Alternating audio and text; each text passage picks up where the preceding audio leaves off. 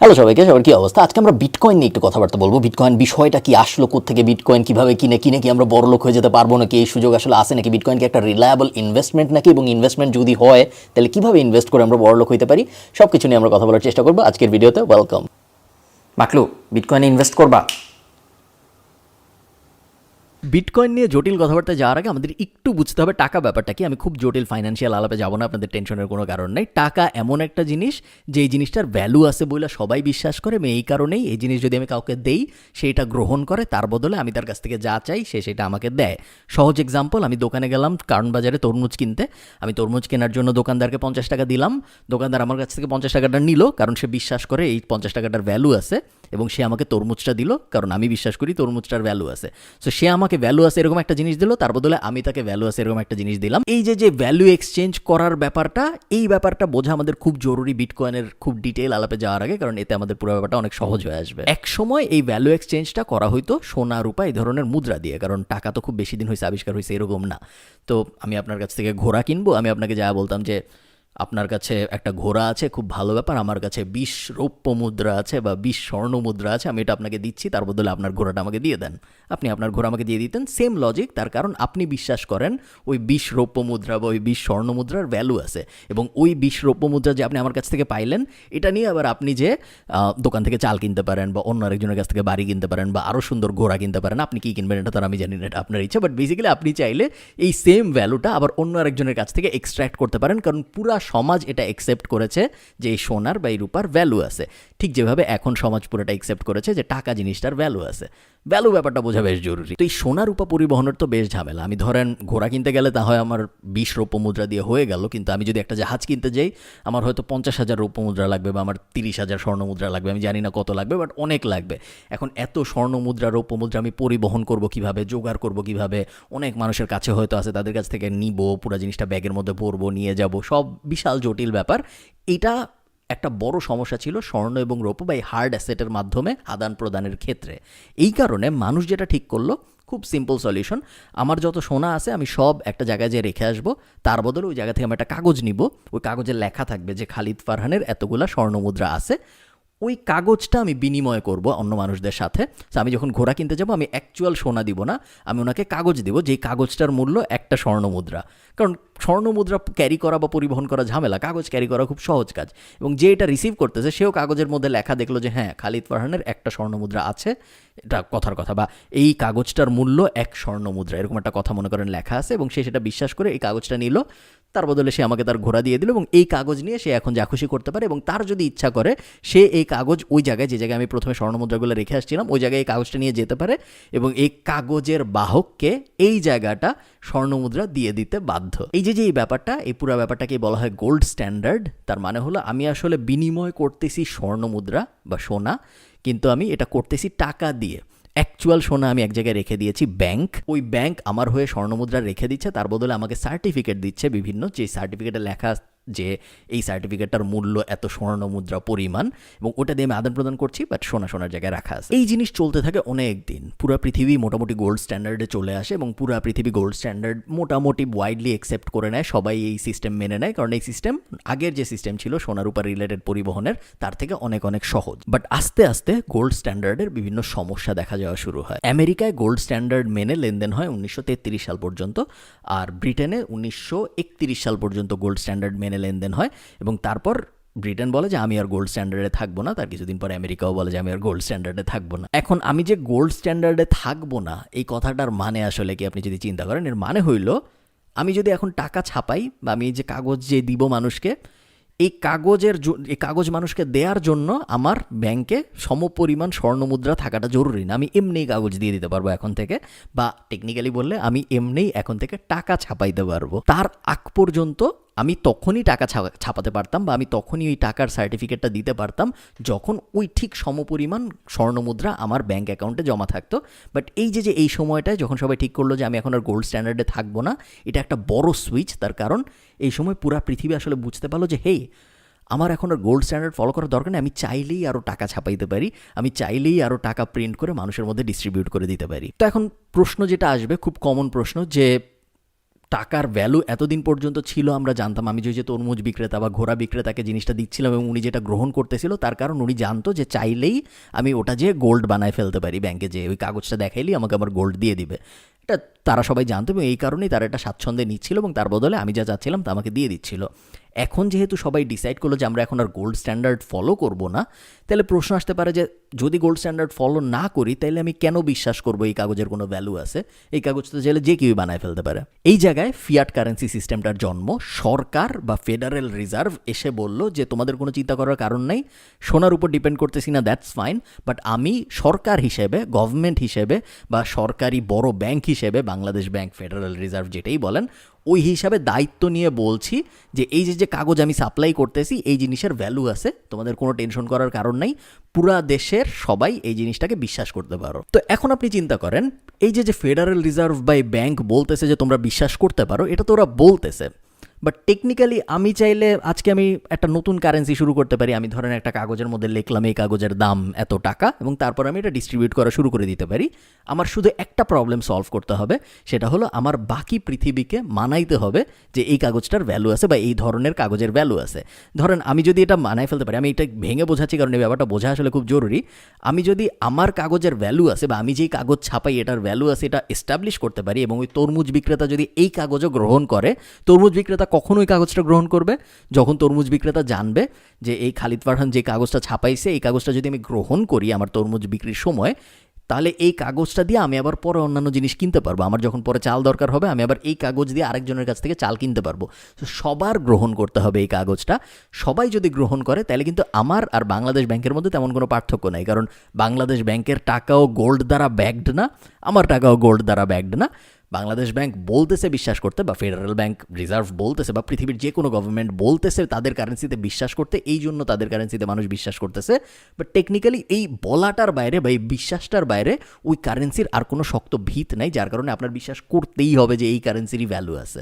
আচ্ছা, by the way, video কি বেশি টেকনিক্যাল হয়ে যাচ্ছে? এই ভিডিওটা আমার মনে হচ্ছে একটু টেকনিক্যাল হয়ে যাচ্ছে। আপনারা একটু আমাকে কমেন্টে জানাবেন আপনাদের যদি বুঝতে কষ্ট হয়। আমি চেষ্টা করছি যত পারা যায় সহজ করে বোঝাতে, বাট তারপরে একটু ঝামেলা হয়ে যেতে পারে যেহেতু ভিডিওটা একটু টেকনিক্যাল। ভিডিওটা অবশ্যই একটা লাইক দেবেন এবং এই চ্যানেলটা সাবস্ক্রাইব করবেন। তো আমরা মূল প্রবলেমটা আসলে কি আপনি বুঝতে পেরেছেন? মূল প্রবলেমটা হলো টাকা যে কেউ ছাপাইতে পারে, বাট টাকা ছাপানোর পরে বাকি পৃথিবীকে আমার বিশ্বাস করাইতে হবে যে এই টাকাটার ভ্যালু আছে। যদি আমি এটা বিশ্বাস করাইতে পারি তাইলেই আর কোনো সমস্যা নেই, তাইলেই আমি আমার কারেন্সিকেই দুনিয়ার মেইন কারেন্সি বা দেশের মেইন কারেন্সি হিসেবে চালাই দিতে পারবো, কোনো প্রবলেম নাই। 2009 সালে সাতোশি নাকামোটো নামে একজন বা একদল মানুষ, কেউ জানে না এটা একজন মানুষ নাকি একদল মানুষ, ছেলে নামে কেউ জানে না সাতোশি নাকামোটো আসলে কে, সে একটা হোয়াইট পেপার পাবলিশ করে একটা ফোরামে এবং এই হোয়াইট পেপারে সে বলে যে আমরা একটা ডিজিটাল কারেন্সি লঞ্চ করছি। এই কারেন্সিটা হবে ডিসেন্ট্রালাইজড। সেন্ট্রালাইজড মানে হলো একজনের কাছে সব ক্ষমতা, ডিসেন্ট্রালাইজড মানে হলো অনেক মানুষের কাছে ক্ষমতা। সো কেউ একা কোনো বড় ডিসিশন নিয়ে কোনো চেঞ্জ করে ফেলতে পারে না। সো এই কারেন্সিটা হবে ডিসেন্ট্রালাইজড। এই কারেন্সিটা দাঁড়ায় থাকবে ব্লক চেইন প্রযুক্তির ওপরে। ব্লক চেইন আর বিটকয়েন কিন্তু আলাদা জিনিস। ব্লক চেইন একটা টেকনোলজি, যে টেকনোলজিটা পাবলিক লেজারের উপর ভিত্তি করে জন্মানো। ব্লক চেইন নিয়ে আমি এখন এত কথাবার্তা বলছি না, বাট আপনারা চাইলে আমি ব্লক চেইন নিয়ে আলাদা একটা ভিডিও বানানোর চেষ্টা করব। ব্লক চেইন টেকনোলজিটা ব্যবহার করে বিটকয়েন নামক এই কারেন্সিটা সাতোশি নাকামোটো নামে এই গ্রুপ বা একজন মানুষ তারা লঞ্চ করে এবং এই হোয়াইট পেপারটা পৃথিবীর জন্য পাবলিশ করে দেয় 2009 সালে। স্বর্ণ আর রূপার সাথে বিটকয়েনের অনেকগুলা মিল শুরুতেই মানুষ দেখতে পারে। সোনা আর রূপার সাপ্লাই লিমিটেড, এটা একটা বড় কারণ ছিল যেই কারণে অনেক অনেক আগে পৃথিবীর শুরুর দিকে মানুষ সোনা আর রূপাকে বিনিময়ের মাধ্যম হিসেবে গ্রহণ করেছিল এবং পরে যখন গোল্ড স্ট্যান্ডার্ডে আসে 1933 সাল পর্যন্ত, তখনও মানুষ গোল্ড স্ট্যান্ডার্ডকেই মেনেছে এতদিন পর্যন্ত এসে একদম শুরুর থেকে, কারণ সোনা রূপা এগুলার সাপ্লাই ফাইনাইট, এগুলো একটা নির্দিষ্ট পরিমাণেই আছে পৃথিবীতে। বিটকয়েন একটা নির্দিষ্ট পরিমাণেই আছে পৃথিবী। বিটকয়েনের সাথে সোনা রূপার এই ধরনের মিল থাকার কারণে অনেকে বলে বিটকয়েনের নাম হলো ডিজিটাল গোল্ড। সো গোল্ডের ডিজিটাল ইকুইভ্যালেন্ট হলো বিটকয়েন। এবং এখানে একটা ফান ফ্যাক্ট আমি বলে রাখি, 2012 সাল থেকে আস্তে আস্তে দেখা যাচ্ছে যে মানুষের সোনা কেনার প্রতি আগ্রহ কমছে। আমি জানি আমাদের আশপাশে মানুষজন বেশ সোনা রূপার এগুলো কিনে, স্পেশালি সোনা অনেক মানুষ কিনে আমাদের আশপাশে আমাদের সমাজে, বাট সোনা কেনার আগ্রহ পুরা পৃথিবীতে আমরা যদি চিন্তা করি আস্তে আস্তে 2012 সাল থেকে কমা শুরু করেছে। On the other hand bitcoin বা এরকম ডিজিটাল গোল্ড কেনার আগ্রহ আসলে মানুষের মধ্যে আস্তে আস্তে ওই অ্যারাউন্ড একই সময়ের দিক থেকে বাড়া শুরু করেছে। চলেছে। আরেকটা ইন্টারেস্টিং ব্যাপার হলো এই যে সাতোশি নাকামোটো, উনি একজন বা একাধিক মানুষ এটা তো আমরা জানি না, বাট বিটকয়েনের যেহেতু ওয়ালেট সব পাবলিক, আমরা জানি যে সাতোশি নাকামোটোর ওয়ালেটে কতগুলো বিটকয়েন আছে। সাতোশি নাকামোটোর ওয়ালেটের বিটকয়েন যদি আপনি হিসাব করেন বা ওই বিটকয়েন যদি কাউন্টে নেন, তাহলে সাতোশি নাকামোটো এখন পৃথিবীর সবচেয়ে ধনী মানুষদের একজন। তারপরেও আমরা আসলে জানি না এটা আসলে কে। তো কারেন্সি তো বানানো হইলো, হোয়াইট পেপার লঞ্চ করা হইলো, সব ঠিক আছে। এখন এই কারেন্সির মূল যে কাজ, মানুষকে আমাদের এটা অ্যাডপ্ট করাইতে হবে, মানুষকে এটা মানাইতে হবে আস্তে আস্তে, যে সবাই এই কারেন্সিটা ব্যবহার করো, এটা কারেন্সি, তুমি এটার উপর ভরসা রাখতে পারো। এই কাজটা করার জন্য আস্তে আস্তে মানুষ বিটকয়েনের ব্যাপারে এনথুজিয়াস্ট যারা, তারা আস্তে আস্তে প্রচারণা শুরু করলো।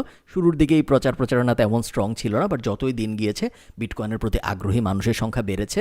যতই এই আগ্রহী মানুষের সংখ্যা বেড়েছে, বিটকয়েনের মাইনার্স বেড়েছে, যতই বিটকয়েনের পিয়ার টু পিয়ার ট্রান্সফারের সংখ্যা বেড়েছে, যতই ওয়ালেট হোল্ডারের সংখ্যা বেড়েছে, ততই আস্তে আস্তে বিটকয়েন মেইন স্ট্রিম দুনিয়া চলে এসেছে এবং মানুষের আগ্রহ আসছে যে এই ডিজিটাল গোল্ড ব্যাপারটা আসলে কি, এই ডিজিটাল গোল্ডের দিকে আমি যাবো নাকি যাবো না। বিটকয়েন এনথুজিয়াস্টরা যখন বিটকয়েনের পজিটিভ দিকের কথা বলে, তখন কিছু ব্যাপার চলে আসে, যার মধ্যে প্রথমটাই হলো বিটকয়েন একটা পিয়ার টু পিয়ার ট্রান্সফারের মাধ্যম, এর জন্য কোনো থার্ড পার্টির উপর ডিপেন্ড করতে হয় না। সো আমি যদি আপনাকে টাকা পাঠাতে চাই, আপনি যে এই ভিডিওটা দেখছেন, আমি যদি আপনাকে টাকা পাঠাতে চাই, আমার বিকাশের উপর ডিপেন্ড করতে হবে, আমার রকেটের উপর ডিপেন্ড করতে হবে, আমার ব্যাংকের উপর ডিপেন্ড করতে হবে। আমি যদি বিদেশ থেকে, আয়ারল্যান্ড থেকে আপনাকে টাকা পাঠাতে চাই, সেক্ষেত্রে আমার প্রথমে আইরিশ ব্যাংকের উপর ডিপেন্ড করতে হবে বা পেপ্যালের উপর ডিপেন্ড করতে হবে। তারপর আমার বাংলাদেশ ব্যাংক, যে বাংলাদেশে যেই ব্যাংক এই টাকাটা রিসিভ করবে তার উপর ডিপেন্ড করতে হবে। তারপর তার কাছ থেকে আপনি যা পাবেন। সো অনেকগুলা মাঝখানে স্টেপ চলে আসে। বিটকয়েন একদম peer to peer transfer. So আপনার একটা ওয়ালেট থাকবে, আমার একটা ওয়ালেট থাকবে, আমি সরাসরি আমার ওয়ালেট থেকে আপনার ওয়ালেটে পাঠিয়ে দিতে পারবো। মাঝখানে কারো উপর আমাদের ডিপেন্ড করতে হচ্ছে না এবং মোটামুটি 10 মিনিটের মধ্যে আমার টাকাটা আপনি পেয়ে যাচ্ছেন। এটা কিন্তু একটা বড় ব্যাপার এবং এটা যে কত বড় ব্যাপার এটা আমরা বেশিরভাগ মানুষ আসলে রিয়েলাইজ করতে পারি না। পৃথিবীর 90% মানুষের এখনও ব্যাঙ্ক অ্যাকাউন্ট নাই। সো এই যে ব্যাঙ্কিং সিস্টেম, এই ব্যাঙ্কিং সিস্টেমের বাইরেই বেশিরভাগ মানুষজন। বিটকয়েন যেহেতু শুধুমাত্র ইন্টারনেট কানেকশন এবং একটা মোবাইল থাকলেই আপনি ব্যবহার করতে পারতেছেন, সো বিটকয়েন বা ক্রিপ্টোকারেন্সি ইন জেনারেল যদি পপুলারাইজ করা যায়, সেই ক্ষেত্রে পুরো দুনিয়াকে খুব সহজেই, যাদের কাছে ইন্টারনেট আছে তাদের কাছেই তার মানে একটা ব্যাঙ্ক অ্যাকাউন্ট আছে, সে খুব সহজেই পুরো দুনিয়াকে আমরা ব্যাঙ্কিং সিস্টেমের আওতায় নিয়ে আসতে পারি, যেটা একটা বড় বেনিফিট। সেকেন্ড বেনিফিট হলো এখন প্রত্যেকটা দেশের নিজেদের কারেন্সি আছে। সো ডলার আছে, আমেরিকার, ইউরোপের আছে ইউরো, বাংলাদেশের আছে বিডিটি, ইন্ডিয়ার আছে রুপি, সবার নিজেদের কারেন্সি আছে। বিটকয়েনকে যদি এস্টাবলিশ করা সম্ভব হয় পুরো পৃথিবীতে একটা কারেন্সি হিসেবে বা মেইন কারেন্সি হিসেবে, তখন পুরো দুনিয়ার কারেন্সি হয়ে যাবে একটা। তখন কনভার্সন রেটের ঝামেলা, আমি বাংলাদেশ থেকে আমেরিকা যাব, আমার এখন 83 টাকায় কয় ডলার, $1 কত টাকা, এই কনভার্সনের ঝামেলা, কনভার্সন করার কারণে আমার যে টাকা লস হবে, কোথায় যায় কনভার্ট করব, কনভার্ট করতে গেলে কি হয় না হয়, ফরেক্স ইত্যাদি ইত্যাদি, এই সব ঝামেলা থেকে আমরা বেরোয় যেতে পারছি যদি আমরা পুরো পৃথিবীকে একটা ইউনিভার্সাল কারেন্সিকে অ্যাকসেপ্ট করাতে পারি। তবে সবচেয়ে বড় যেই দিক বিটকয়েন এনথুজিয়াস্টরা বলে বিটকয়েনের ব্যাপারে, সেটা হলো এই কারেন্সিটার কোনো মালিক নাই।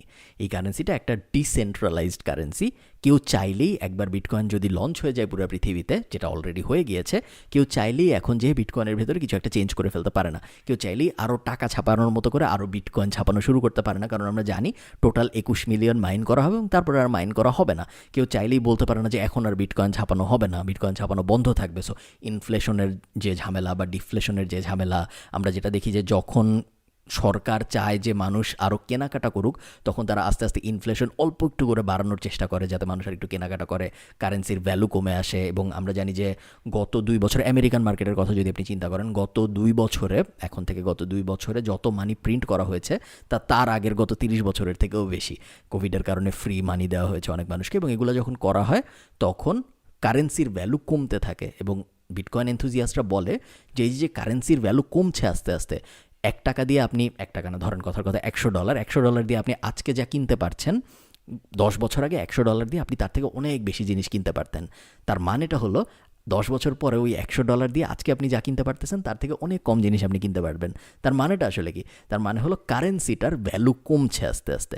সব কারেন্সির ক্ষেত্রেই আমরা এটা দেখতে পারি। এই যে কারেন্সির ভ্যালুটা কমছে, তার একটা মূল কারণ হলো কারেন্সি যখন গোল্ড স্ট্যান্ডার্ড থেকে সরে আসছে, কারেন্সি যখন গভর্নমেন্টের বা ব্যাংকের নিজেদের ইচ্ছার উপর চলে আসছে যে আমাদের ইচ্ছা মতো আমরা প্রিন্ট করব, তখন ওই কারেন্সির উপর আস্তে আস্তে মানুষের ভরসা কমে যাওয়া শুরু করছে। এবং বিটকয়েন বা এ ধরনের ক্রিপ্টোকারেন্সি এই ভরসাগুলার ক্ষেত্রে একটা বড় আস্থা হিসেবে কাজ করছে অনেকের জন্য। তো যাই হোক, 2009 সালে বিটকয়েন নিয়ে কাজকর্ম শুরু হয়, বাট বিটকয়েন মেইন স্ট্রিম মিডিয়ায় আসার জন্য 2012 পর্যন্ত সময় লেগে যায়। তখন আস্তে আস্তে একদম ছোট ছোট কিছু কোম্পানি বিটকয়েনকে একসেপ্ট করা শুরু করে। ধরেন 2012 সালে ওয়ার্ড প্রেস, পৃথিবীর সবচেয়ে বড় সিএমএস কোম্পানি, বিটকয়েনকে একসেপ্ট করা শুরু করে পেমেন্ট মেথড হিসেবে। তার কয়েকদিন পরে বাইডু, এক্সপিডিয়া, তারপর এরকম আরও কয়েকটা বেশ জনপ্রিয় কোম্পানি বিটকয়েনকে একসেপ্ট করা শুরু করে। এবং যখন এই কোম্পানিগুলো আস্তে আস্তে একসেপ্ট করা শুরু করে, তখন বিটকয়েন একটা মেইন স্ট্রিম অ্যাকসেপ্টেন্স পায়। মেইন স্ট্রিমের মানুষজন বোঝা শুরু করে যে না, এরকম একটা ডিজিটাল কারেন্সি আছে যে এটাকেও বিশ্বাস করা যায়। এবং আস্তে আস্তে ওই যে কারেন্সির যে মূল কনসেপ্ট, সবাইকে বিশ্বাস করতে হবে, আস্তে আস্তে বিশ্বাস করছে এটাই যে কারেন্সি, এই সংখ্যা, এই ধরনের মানুষের সংখ্যা আস্তে আস্তে বাড়া শুরু করে। 2010 সালে যে এক বিটকয়েনের দাম ছিল 8 সেন্ট, সেইটা আজকে এসে একটা বিটকয়েনের দাম প্রায় $35,000 মতো। ভয়াবহ ধরনের জাম্প, এবং কোনো অ্যাসেট ক্লাসের এত বড় জাম্প ইতিহাসে কখনো হয় নাই বিটকয়েনের যেটা হয়েছে। পিয়ার টু পিয়ার ট্রান্সফারের যে পজিটিভ ব্যাপারটা আমি একটু আগে বলছিলাম, যে আমি আপনাকে সরাসরি টাকা পাঠিয়ে দিতে পারবো, কোনো মধ্যস্থতাকারীর দরকার হবে না, এটা একটা পজিটিভ ব্যাপার। বাট এটা একটা ভয়াবহ ধরনের নেগেটিভ ব্যাপারও হতে পারে।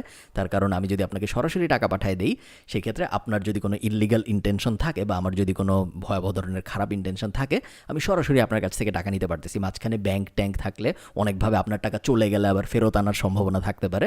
যখন আপনি সরাসরি একজন আরেকজনকে টাকা পাঠাচ্ছেন, এই টাকা আর কোনোদিনও ফেরত আনার সম্ভাবনা নাই।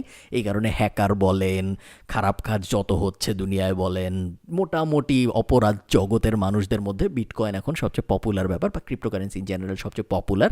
তার কারণ ক্রিপ্টোকারেন্সির মাধ্যমে যদি লেনদেন হয়, পিয়ার টু পিয়ার লেনদেন হচ্ছে, এটা একটা বড় ব্যাপার। ইররিভার্সেবল, একবার পাঠিয়ে দিলে আর ফেরত আনার কোনো সুযোগ নেই, এটা একটা বড় ব্যাপার। এবং ট্রেস করাটা খুব কষ্টকর।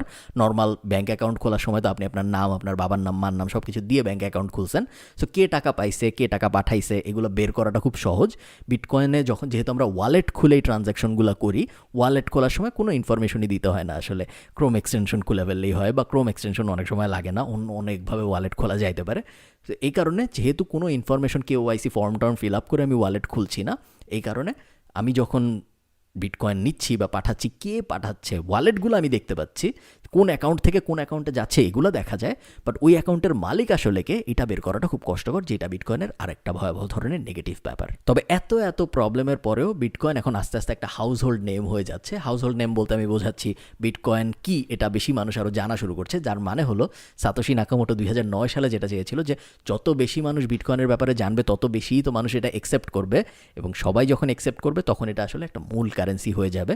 সবাই, পুরো পৃথিবী এখন এটা একসেপ্ট করে নাই অবশ্যই, তবে এই একসেপ্ট করা মানুষের সংখ্যা নিয়মিতই বাড়ছে। প্রত্যেক বছরই আমরা দেখছি আগের বছরের বিটকয়েনের যত পপুলারিটি ছিল, এখন তার পপুলারিটি আরও বেশি। এবং বিভিন্ন company, Tesla for example, Elon মাস্কের টেসলা এই বছরের শুরুতে অ্যানাউন্স করে যে এখন থেকে আপনি যদি গাড়ি কিনতে চান, আপনি চাইলে বিটকয়েন দিয়ে পেমেন্ট করতে পারবেন। তার কিছুদিন পর টেসলা আবার বলে যে না, আমরা এখন আর বিটকয়েনের মাধ্যমে গাড়ির পেমেন্ট নিব না। তার কারণ এনভায়রনমেন্টাল কনসার্ন আছে। আপনি যখন বিটকয়েন প্রডিউস করেন, তখন আপনার মাইনিংয়ের মাধ্যমে বিটকয়েন বানাতে হয়, কমপ্লেক্স অ্যালগোরিদম সলভ করে আপনার কম্পিউটার, এবং এর মাধ্যমে বিটকয়েন মাইন হয়। তো এই মাইন করার ব্যাপারটার জন্য চায়নায় বা আইসল্যান্ডে যেসব জায়গায় কারেন্ট ইলেকট্রিসিটির মূল্য সস্তা, সেই সব জায়গায় বড় বড় মাইনিং সেন্টার আছে, যেমন হাজারের পর হাজার একর জমি, এবং ওই সব জমিতে মাইনিং হচ্ছে, টানা কম্পিউটারের পর কম্পিউটার বসানো, টানা মাইনিং করে যাচ্ছে সবাই। এবং এতে এনভায়রনমেন্টের অনেক ক্ষতি হয় বলে অনেকে মনে করে, যেটা একটা বড় নেগেটিভ দিক বিটকয়েনের। এবং এই কারণে সবাই এখন পুশ করছে কিভাবে বিটকয়েনকে একটা গ্রিন বিটকয়েন বানানো যায়, যে এথিক্যালি মাইন করা হবে, আনএথিক্যালি পরিবেশের ক্ষতি করে বিটকয়েন মাইন করা হবে না। এবং অনেকেই বলছে যদি এটা করা সম্ভব হয়, সেই ক্ষেত্রে বিটকয়েন খুব সহজেই নেক্সট স্টেপে চলে যেতে পারবে। সব কথার শেষ কথা, বিটকয়েনে কি আপনার ইনভেস্ট করা উচিত? যে কোনো জিনিস, যেই জিনিস আপনাকে কুইকলি বড়লোক হওয়ার লোভ দেখাবে, সেই জিনিসে আপনার ইনভেস্ট করা উচিত না।